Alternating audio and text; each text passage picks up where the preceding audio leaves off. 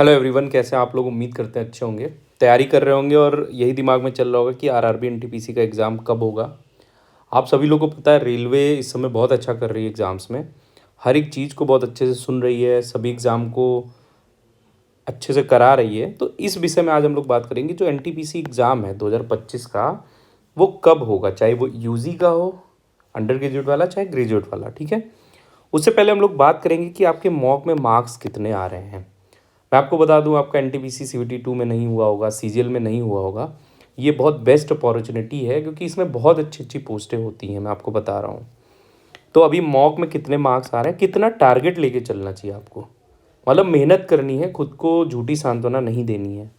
GS में marks कैसे बढ़ेंगे, ठीक है, जो चीज़ें बताऊँगा अगर 2 महीने करेंगे तो आपके डेफिनेटली मार्क्स बढ़ेंगे, ठीक है।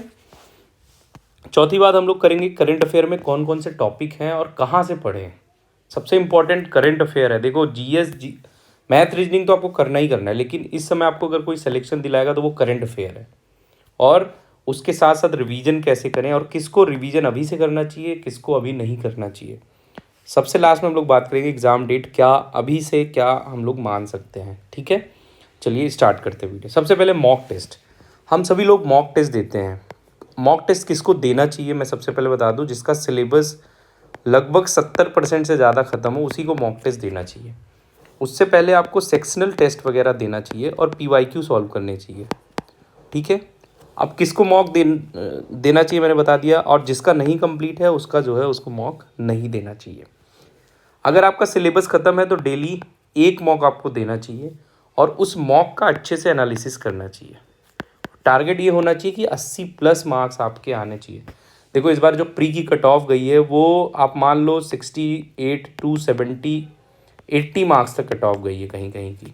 तो आपको 80+ तो टारगेट लेके चलना ही पड़ेगा। इस साल कंपटीशन और तगड़ा होगा और भी मार्क्स आएंगे लोगों के, ठीक है। तो 80+ मार्क्स लेके चलना चाहिए। जीएस का क्या कर सकते हैं हम, वो चीज़ हम लोग आगे डिस्कस करेंगे, ठीक है।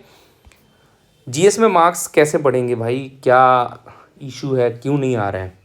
देखो थोड़ा स्मार्ट पढ़ाई जो हम लोग कहते हैं ना, कि स्मार्ट पढ़ाई के साथ साथ हार्डवर्क करना चाहिए, स्मार्टली ये पढ़ाई होनी चाहिए। पिछले साल का मैंने एक वीडियो डाला है कि जीएस में कहाँ से कौन से टॉपिक से कितना क्वेश्चन है, उसी को मैं यहाँ समराइज़ कर रहा हूँ आपको। देखो कंप्यूटर से 235 क्वेश्चन आए थे, और अगर आप लोग इसको सीरियस नहीं हो रहे हैं तो इसको सीरियस होने की ज़रूरत है। जितना वेटेज आप हिस्ट्री का, ज्योग्राफी का देख रहे हैं, उतना ही वेटेज कंप्यूटर का है। और कंप्यूटर आप अच्छे से नहीं पढ़ रहे हैं। कंप्यूटर अच्छे से न क्यों नहीं, कंप्यूटर क्यों आपके मार्क्स बढ़ा सकता है, क्योंकि देखो इसमें टॉपिक बहुत कम है, मतलब डेफिनेट टॉपिक है, और उन टॉपिक से क्या सवाल आएंगे वो भी आपको, ऐसा नहीं कि हिस्ट्री ज्योग्राफी की तरह बहुत डीप में जाता है, बहुत डीप में इसमें नहीं जाएंगे। तो सबसे पहले आप कंप्यूटर ख़त्म करो। अगर जीएस में मार्क्स नहीं आ रहे तो कंप्यूटर की ख़त्म करो, नोट्स अच्छे से बनाओ। अगर आप कमेंट करेंगे मैं कंप्यूटर के आपको डिटेल नोट प्रोवाइड करूंगा और मैं वीडियोस भी लाऊंगा कंप्यूटर के लिए, ठीक है। दूसरा चीज़, हिस्ट्री को पढ़ो। हिस्ट्री को भी मैंने जो जीएस वाली वीडियो बनाई है उसमें आपको बताया है कि हिस्ट्री में कौन से सेक्टर से ज़्यादा क्वेश्चन आ रहा है। पहले देखो एंशियंट हिस्ट्री से ज़्यादा क्वेश्चन नहीं आते थे, प्राचीन भारत से। अभी प्राचीन भारत से क्वेश्चंस आ रहे हैं, तो एंशियंट हिस्ट्री की भी पढ़ने की बहुत अच्छे ज़रूरत है। ज्योग्राफी पे फोकस करो, और इन सबको छोड़ो तो आपको करंट अफेयर पे सबसे ज़्यादा फोकस करना चाहिए। पिछले जो 2024 वाला एग्ज़ाम हुआ है 25 में, सबसे ज़्यादा क्वेश्चन करंट अफेयर से आए थे, 271 क्वेश्चंस। सोचो, मतलब जो आप हिस्ट्री ज्योग्राफी पढ़ रहे हो उससे ज़्यादा यहाँ पे क्वेश्चन आ रहे हैं। तो करंट अफेयर को डेली टाइम दो, आधे घंटे। कैसे पढ़ना है, क्या पढ़ना है, वो अभी आगे हम लोग डिस्कस करेंगे। पॉलिटी से क्वेश्चंस गलत नहीं होने चाहिए, ये मैं आपको बता रहा हूँ। अगर आपका सिलेबस नहीं ख़त्म हुआ है तो हमने एक टारगेट ग्रुप स्टार्ट किया है जो 4 तारीख यानी कल से स्टार्ट हो जाएगा। आप वहाँ पे जुड़ सकते हैं। आपका सिलेबस जो भी ख़त्म नहीं हुआ है, पॉलिटी के इंपॉर्टेंट चैप्टर्स, इंपॉर्टेंट क्विजेज हम प्रोवाइड करते हैं वहाँ पे, पीडीएफ भी प्रोवाइड करते हैं, ठीक है।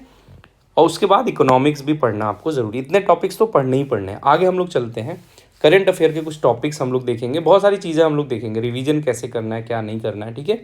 करंट अफेयर में देखो जो सबसे ज़्यादा सवाल आए थे, पुरस्कार वाले, जो अवार्ड्स वाला टॉपिक है, ये आपको लास्ट में बताऊंगा कहाँ से पढ़ना है आपको।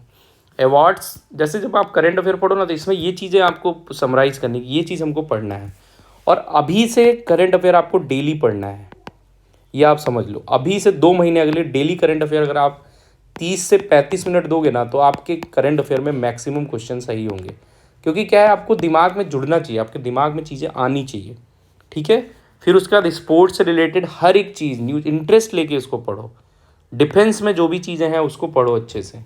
लेखक जो जितने भी राइटर्स हैं, ऑथर्स हैं, उनको अच्छे से पढ़ो, उनकी बुक्स पढ़ो, मतलब कौन कौन सी बुक कौन लिख रहा है। इंपॉर्टेंट बिल्स पे बहुत क्वेश्चन आते हैं, और इसका एक समराइज पीडीएफ मैं आपको अपने चैनल पे टेलीग्राम पे अभी सेंड कर दूंगा, वहाँ से आप पढ़िए, या आप परमार एसएससी सर से जुड़े हैं वहाँ से भी पढ़ सकते हैं। सूचकांक से क्वेश्चंस आ रहे हैं, गवर्नमेंट स्कीम से आ रहे हैं, सरकारी योजनाएं, केंद्रीय बजट और विज्ञान और प्रौद्योगिकी। अब देखो ये सब चीज़ें तो हैं, लेकिन क्या है कि आप जब डेली पढ़ोगे ना चीज़ें, तभी आपको चीज़ें मेमोराइज होंगी और आप एग्ज़ाम में कर पाओगे। आप अगर सोचो जब एग्ज़ाम आ रहा है तो एक हफ्ते पहले मैं स्पीडी ले लूँ और उसके पढ़ के एग्ज़ाम में अच्छा कर ले जाऊँगा, नहीं कर पाओगे। ये एक सब्जेक्ट है आपके लिए, ये भी समझ लो, एक सब्जेक्ट है करंट अफेयर, ठीक है। तो पढ़ना कहाँ से, देखो मैं एक पीडीएफ आज आपको प्रोवाइड कर दूंगा। पिछले 6 महीने का तो आपको पढ़ना ही होता है, अगर 6 महीने का पढ़ ले तो 1 साल का भी पढ़ना है, और जो 2025 में एग्जाम हुए उन सारे करंट अफेयर्स को आपको पढ़ना है। तो एक पीडीएफ तो मैं आज प्रोवाइड कर दूंगा। बाकी देखो हिंदी में अगर आप पढ़ रहे हो तो एक चैनल है आई नेक्स्ट एग्जाम, कोई प्रमोशन नहीं है, मुझे अच्छा लगता था, मैं भी इससे पढ़ता था। लगभग 50 लाख से ज़्यादा इनके सब्सक्राइबर हैं। यहाँ से आप डेली पढ़ सकते हो 20 मिनट का। मतलब ये मुझे इसलिए अच्छा लगा, ये चीज़ों को रिकॉल कराते रहते हैं, तो आपकी चीज़ें रिकॉल होती रहेंगी। 20 minute is not a good, बहुत बड़ा टास्क नहीं है। उसके बाद जो पीडीएफ प्रोवाइड करेंगे वहाँ से आप चीज़ें पढ़ना अच्छे से, ठीक है। करंट अफेयर बिल्कुल पढ़ना, चाहे आप ग्रुप डी पढ़ रहे हो चाहे कुछ भी पढ़ रहे हो, करंट अफेयर का वेटेज बहुत बड़ा है।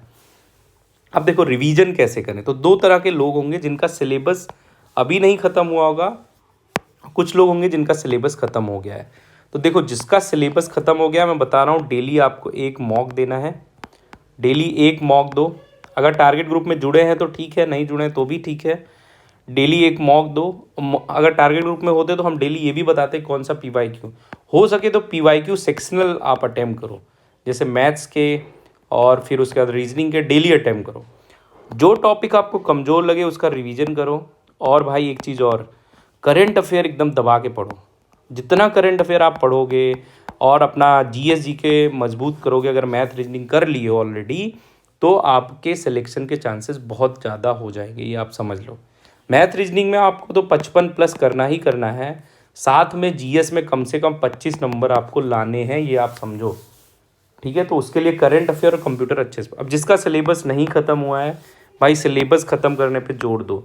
अगला 1 से 1.5 महीना में आप सिलेबस ख़त्म करो कम से कम, या मान लो मार्च लास्ट तक आपका सिलेबस अच्छे से ख़त्म, और सिलेबस के साथ साथ रिवीजन भी करना है, ठीक है। बहुत कम टाइम है, पहली बार में सिलेक्शन लेना चाहते हो तो सिलेबस पे ख़त्म करो अच्छे से, सेक्शनल लगाओ, मॉक दो। मॉक अभी नहीं देना, आप मॉक मत देना, नहीं तो डिमोटिवेट हो जाओगे। सिलेबस अच्छे से ख़त्म करो, कॉन्फिडेंट होकर डेली सिलेबस ख़त्म करो, ठीक है। और मैथ रीजनिंग में 55+ टारगेट लेके चलना है।